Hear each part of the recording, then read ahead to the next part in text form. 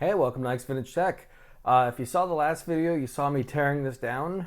It is time to put it back together. I got all the parts I need. Stay tuned. Welcome back. If you didn't catch the last episode, this was a battery-bombed Molar Mac that I got for next to nothing. I did have to put a little bit of money into it as far as getting replacement parts. This entire chassis is gone. There's no saving that, so I did, ripped out whatever I could. The rest of that's garbage. The next thing that is garbage is the prior logic board. The battery did quite a bit of extensive damage in this region here. The little power board here had leaking caps. It was a mess, so I went ahead and got a replacement for that. So that's going into the scrap pile. There was a guy on Facebook that I communicated with to get some of these parts. Dave Weidman, he was a huge help. He got me the whole logic board tray, including a logic board that he wasn't sure was good or not, a multimedia card with the S-video input and output, all the stuff that comes with that, and it was even an upgraded CPU because it originally had the 233 megahertz, and that's got 266. I plan on upping that anyways, but it's always nice to have a little bump like that. The one thing I couldn't source easily, affordably, was this main chassis here. So this thing sat in a 3-inch deep tank for about a week, having the rust removed. I'll link that down below. You can get it on Amazon. You can get it at Harbor Freight. They have the cheapest price if you have one of those in your area. Basically, as you can see right here, it was eaten away. I'll post a picture of that in the over the video here, but it took about a week of just sitting in the fluid, in my garage, getting all nasty, and that fixed it. It was cleaned up well enough where I could actually save this thing, and it isn't affected structurally whatsoever. The corner is kind of gone. It also took all the galvanization off the steel, so if I left it as it was, it would eventually continue to rust from just basic humidity in the air. It's kind of like if you have any unprotected steel out in the open, even if it's in your house, another 10-20 years, it will rust. So I took some Rust-Oleum on top of that. I covered the areas that needed a little touch-up, primarily this whole side, a little bit here that was corroded, and along the bottom that also had some corrosion as well. I didn't want to completely cover it up because this does still act as a ground. I don't know how well the electrical properties of Rust-Oleum are, but I'm willing to bet, it's not a good ground. So that all aside, this is the original main housing. That is about as good as I'm going to get it. I'm not going to, if it were structural, I would rivet in a little piece of sheet metal there, but it should be fine. It's mainly on the side. The main structure of the thing is solid. It will be sitting this on top of it, so that's a lot of weight. The Molar Mac is like 70-80 pounds. It's not a light computer, so you do want to make sure structurally you're covered. I've got a lot of cables. I did test this half. The computer does turn on. It boots into an OS, it chimes, and it didn't at first. I did have a little problem getting the logic board to work. A little bit of deoxit in all the sockets, and I was able to get it to chime once. Once it chimed, it only did that once for me, and it wouldn't come on again. So I cycled or reseated the CPU several times, and then now it boots every single time. I even let a day go by and I tested it the next day, and it still boots right up into the operating system. Huge save there, because these boards working go for about $100, $120 on eBay. And, the whole purpose of this build is to keep it under budget. So I want to get this thing back together. I have no idea if the CRT works, if it's going to give me inverted video. That's a known issue if you have problems on your analog board. Let's find out. Let's get this thing together. So I've got a lot of screws and a lot of little bits and pieces here. I'm gonna try to keep this a tight video. I don't need to show you the whole 3-hour process of me putting this thing together. So stay tuned. And coffee. I need lots of coffee for this one. Okay, I was able to get the CRT on. I didn't neck it, luckily. It's kind of precarious and heavy, and all the weight's on the front right now, and this thing is just an empty shell. So I got to be careful there. I may have to lift it up a little bit because I forgot to put the fan back in. And I don't believe this goes in easy without actually, removing or tilting up the CRT. So here we go. This is the problem when you do these things like 3-4 weeks apart.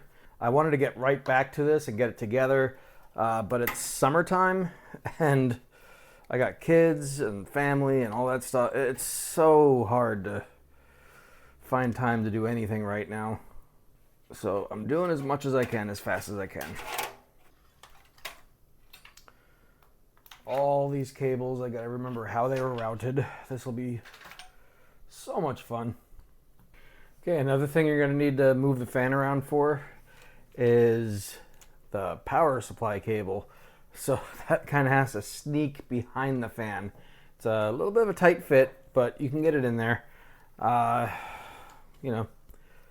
Live, learn, whatever. But once it's up there, you don't have to move the whole monitor off at least. You're just slipping a cable up and under. And there is a grommet to put in place after you get the cables in place. And when you're sliding the power supply back in here, you are going to have some slack of a lot of cables until you tighten everything up. So you want to be careful not to pinch any of these cables. Okay, this is coming along nicely. Got the little microphone attachment up there. Still have to connect the little front panel control board. I think that's a floppy drive cable. So a lot of stuff to kind of remember after all this time. But it's working so far. Everything is going together. There's no random cables that don't have a plug. So far so good. Okay, you can barely see me around this thing. I never cleaned or retrobrighted the stand, so assuming everything works, I'll go that far. But for now, it's a little dirty on the bottom, but that's all part of the process. All right, one thing I'm noticing putting this back together is the plastic is crazy brittle. And when you're putting in these threaded screws that go into the plastic, on day one they made their thread fresh. This is 24 years later now, or 26 years later. So it's very brittle. You're going to want to take these coarse threaded screws and kind of back them out as you put them in until you hear a nice clean click, and then you can follow the old threads. That's very important. Otherwise, you're going to have a lot of broken plastic at the bottom of your machine here. All right, I rearranged a few things here, made it a little easier for you to see me, a little easier for me to work on what I'm working on here. We got the majority of the CRT put back together. I am not going to put it all the way back together until I can verify that this thing turns on. I know this works. I was able to boot into Mac OS 9. This, no idea. I know the power supply works. I know it gets power to this board here. That's all I know. I don't know if the CRT works. I don't know if there's anything wrong in the circuit. Everything looks okay. Looking at all the solder joints on the analog board, that looks okay. This is the part where I might pack it up and put it away and worry about it later down the road, or yay, it works. So let's go down that path. I am not going to install the CD-ROM, the zip drive, none of that until I know the rest of this power is on. So let's try that out real quick. All right, this is the part of the video where I give my obligatory safety brief. I have not been using proper safety protocols for working on a CRT because this thing has been off for decades. I had zero worry about touching the wrong thing and having a bad weekend you know, get my will in order, stuff like that. So now I'm about to plug it into main power. It's gonna work, release a magic smoke, work for a bit, then release a magic smoke. I don't know. So this thing, after this point, I have to treat as if it's got real high voltage that can kill me, because it's got real high voltage that can kill me. So when you're working on these things, be careful, take your time, don't touch anything you shouldn't be touching, and if you're really unsure what you're doing, don't open up these bits. It's dangerous. As long as you know what you're doing, you're safer. So be careful, don't kill yourself, and yeah, let's find out if this thing works. Power's on. Jesus, let's see.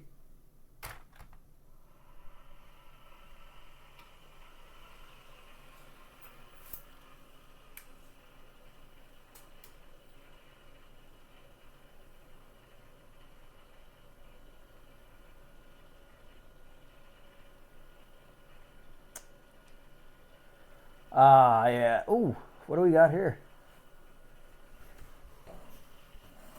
Okay. That is a interesting screen. I don't know if the camera's picking that up. But yeah, the screen's got issues. So I don't know if that's an analog board issue. I don't know if it's the tube itself could be shot. That's definitely within the realm of reason here. I'm going to have to refer to some experts on the matter. And, ooh.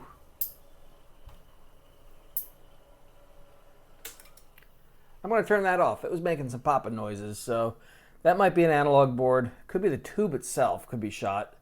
It was really dark. That's where I'm going to leave it right now. So the project continues. I am either going to be sourcing an analog board, a CRT, both, but this is where it sits right now. So it's a shame it didn't work right off the bat. It did work. Like, it boots up. I get power. It just doesn't work as expected. So that is part of working on these old things, especially in the condition this thing was in. It came out of a damp, dank garage, actually like a basement garage. It was very wet, had battery bombed on everything inside of here. The case was rotting away. It came back to life. So that alone is, amazing to see that we've got this far. Unfortunately, yeah, this stuff happens. It's a project. That's what I do. I have a garage full of projects, and that's why I have the YouTube channel, because I've got so many projects to share. So this is where we sit right now. Now, I don't remember if I heard a boot chime. I don't think I did. If I did, I'll overlay text on the video here. But I don't think I heard a boot chime. I might be wrong. Let's find out if it doesn't release more magic smoke. It hasn't yet.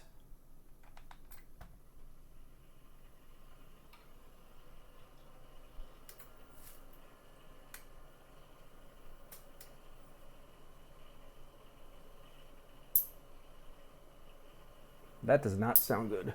All right, after that second check, yeah, no boot chime. Possibly like an audio board problem, because it definitely has audio. When I was testing it in my desktop G3, that chimed every time. So there is something there. It's got life, a lot more than it had not too long ago. So now I just got to figure out what is next. And that's where I'm going to be leaving this for now. I'm going to bring you some other videos other than this one, because this one consumed a lot of my time. So it will be coming up in other videos. I'm not going to give up on this thing, but I need to push other content, and I can't spend the next 3 months of my life only making 2 more videos. So expect more from me a lot quicker than before. I took a 3-week break because it's summertime, and when I started this channel, it was the dead of winter and I had all sorts of free time inside. I got kids. They need to go to the beach, they need to go to the pool, they need to go to the playground, and I need to be a dad. So I'm gonna try to put out more content on my free time, what little bit I have left, and I hope you guys like it. I hope you guys like what I'm going through here. I have definitely more systems that I haven't even shown you guys yet. So stay tuned. Thank you so much, and I'll see you next time.